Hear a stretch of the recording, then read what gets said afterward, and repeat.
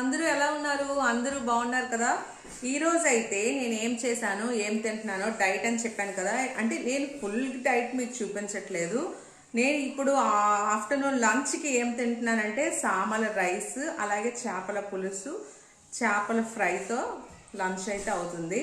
ఇలాంటి పులుసు కర్రీలు కానీ అలాగే ఎక్కువ టమాటా గ్రేవీ కర్రీస్తోని ఈ మిలెట్స్ తింటే మనకేమీ తెలియదు. కానీ నార్మల్గా తింటే మాత్రం కొంచెం హాట్గా అనిపిస్తుంది. వీటితో కలుపుకొని తినేస్తే ఏం బాగానే ఉంది. నిన్నైతే చుక్కకూరతో చేశాను కదా, చుక్కకూర కర్రీ పులుపుగా ఉంటుంది కాబట్టి నాకేం అనిపించలేదు. నిన్నటి నుండి నేను స్టార్ట్ చేశాను డైట్ని, ఈ మిలెట్స్ తిన్నాను. సో నేనైతే ఇలా కంటిన్యూ చేస్తున్నాను. మీరందరూ కూడా ఇలానే కంటిన్యూ చేయాలనుకుంటే నా వీడియోస్ అన్ని వాచ్ చేయండి, నా ఛానల్ సబ్స్క్రైబ్ చేసుకోండి. సామల్ రైస్ ప్లీజ్ నిన్న లైక్ కూడా సామల్ చేయండి, రైస్, షేర్ ఈరోజు కూడా చేయండి. సామల్ రైసే.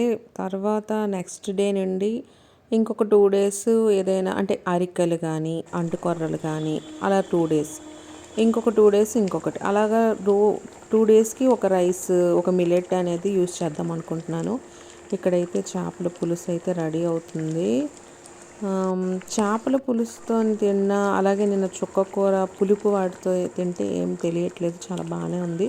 సో జ్యూస్ కర్రీ సేవ్ చేసుకున్న ఇవి బాగానే ఉంటాయి. ఫ్రై కర్రీస్ అయితే సైడ్ డిష్గా తీసుకోవాలి, కానీ మనం ఓన్లీ ఫ్రై కర్రీతోని రసం వేసుకొని అలా అయితే మిలెట్స్ అయితే రైస్లా యూస్ చేసుకొని తినలేము. ఏవైనా జ్యూస్ కర్రీస్ చేసుకొని తింటే మిలెట్స్ బాగానే ఉన్నాయి. నాకేం పెద్ద అనిపించలేదు. ఫస్ట్ టైం తిన్నా కూడా కొంచెం ఫస్ట్ అంతా భయం ఉండేది, ఏంటి అవి ఎలా తింటాం ఎలా అనేసి. కానీ 2 డేస్ తిన్న తర్వాత నాకేం అనిపించలేదు, బాగానే ఉంది. చేపల పులుసుతో కూడా బాగానే ఉంది. అలాగే పులుసు అయితే రెడీ అయిపోయింది కదా. ఇప్పుడైతే ఇది క్యారేజ్కి, మా వారికి క్యారేజ్కి లంచ్కి పెట్టేస్తాను. సో ఆ తర్వాత పిల్లల కోసం నేను ఫ్రై చేయాలి. అది ఎయిర్ ఫ్రైయర్లో ఫిష్ ఫ్రై చేద్దామని చూస్తున్నాను. ఎయిర్ ఫ్రైయర్లో ఫిష్ ఫ్రై ఎలా చేయాలో చూద్దాం ఒకసారి. దీనికి అల్లం వెల్లుల్లి పేస్ట్ తీసుకొని, అలాగే కొంచెం పసుపు, అలాగే కొంచెం కారం నేను కొంచెం యూస్ చేశాను, ఎందుకంటే పిల్లలు తింటారు కాబట్టి వాళ్ళకి ఎక్కువ కారం ఉంటే వాళ్ళు తినలేరు. సో అందుకని ధనియా పౌడర్, జీరా పౌడర్, అలాగే కర్డ్, తండూరి చికెన్ మసాలా కొంచెం యూస్ చేశాను. అవి వేస్తే ఏంటంటే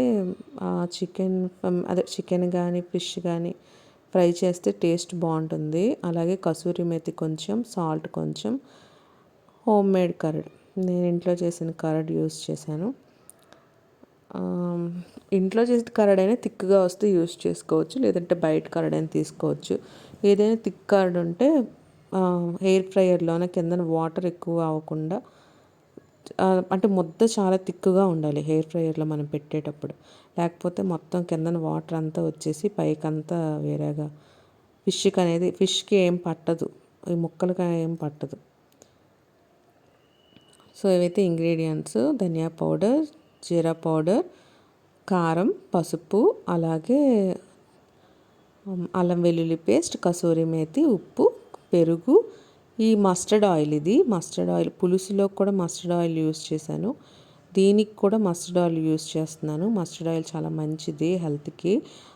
మస్టర్డ్ ఆయిల్ యూస్ చేయడం వల్ల వెయిట్ కూడా లాస్ అవుతారు, అంటే మన ఫ్యాట్ని కొంచెం కరిగిస్తుంది. ఇది ఇందులో చాలా వేడి చేసే ఇది ఎక్కువ ఉంటుంది అనమాట. అందుకని తర్వాత ఒరిస్సా సైడ్ ఎక్కువగా మస్టర్డ్ ఆయిల్ యూస్ చేస్తారు.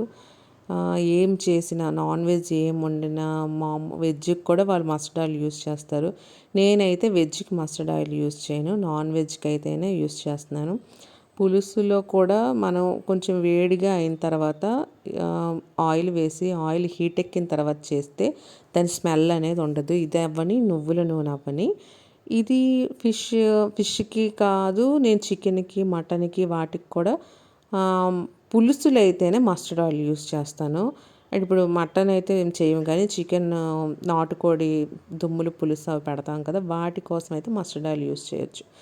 ఇంకా మిగతా దేనికైనా నువ్వుల నూనె నేను యూస్ చేస్తాను. నువ్వుల నూనె అయితే చాలా బాగుంది. గానుగ పట్టిన నువ్వుల నూనె ఒకవేళ మీకు దొరికితే దగ్గరలో అది యూస్ చేసుకోండి. లేదంటే నేను ఇంతవరకు రిఫైండ్ ఆయిల్సే వాడాను, కానీ ఇక్కడ నుండి శ్రీకాకుళంలో గానుగ పట్టిన నూనెలు కూడా దొరుకుతున్నాయి. సో దానికోసమని మా వారు మన శ్రీకాకుళం వెళ్ళేటప్పుడు గానుగ పట్టిన నువ్వుల నూనె బాటిల్స్ 2 తెచ్చేశారు.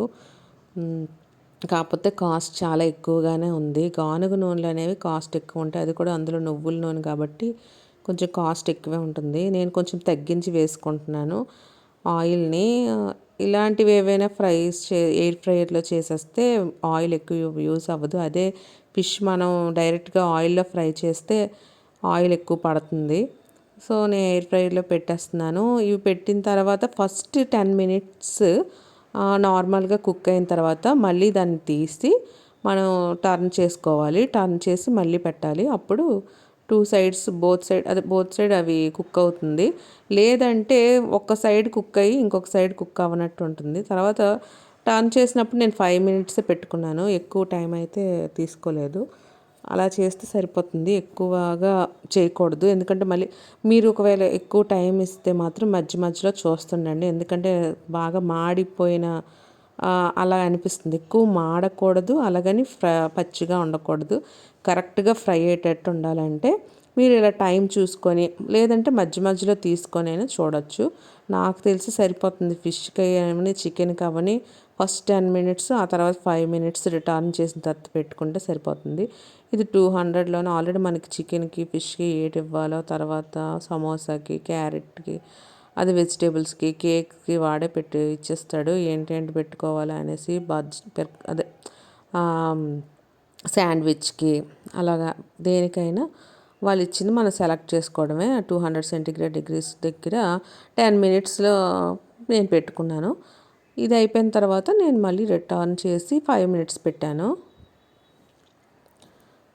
హెయిర్ ఫ్రైయర్లో చేసుకుంటానికి బయట చేసుకున్న దానికి టేస్ట్ అయితే చాలా డిఫరెంట్ ఉంటుంది. హెయిర్ ఫ్రైయర్లో కొంచెం నాకైతే బయట ఫిష్ ఫ్రై చేసిన కన్నా, చికెన్ ఫ్రై చేసిన కన్నా హెయిర్ ఫ్రైయర్లో చేస్తే ఆయిల్ తక్కువ ఉంటుంది కాబట్టి కొంచెం టేస్ట్ అనేది తగ్గుతుంది. అంటే చికెన్ అనేది కొంచెం పచ్చిగా, అంటే చికెన్ అవని ఫిష్ అవని పచ్చిగా కాదు, అలాగని అంటే ముద్దలు ఎందుకో కొంచెం ఆయిల్లో వేపితే చూడండి ఎంత బాగుంటుందో. కానీ హెయిర్ ఫ్రైయర్లో అలా ఉండదు. మనం ఆయిల్లో వేపం కాబట్టి, ఎక్కువ ఆయిల్ యూస్ చేయము కాబట్టి హెల్త్ పరంగా అయితే ఓకే, బాగానే ఉంటుంది. వెజిటేబుల్స్ అలాంటివి ఏవైనా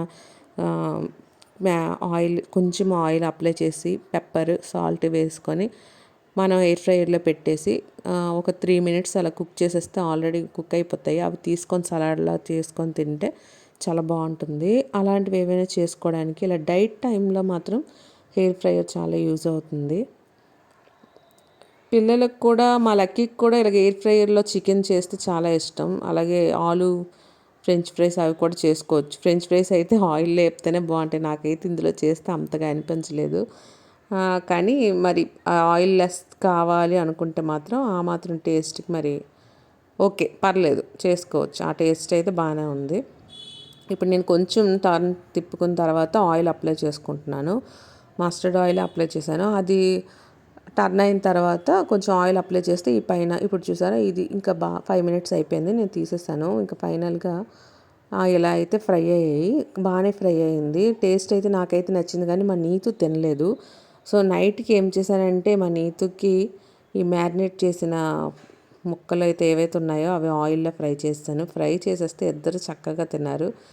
ఎయిర్ ఫ్రైయర్లో ఉన్నవి మాత్రం నేను మా వారు తినేసాము.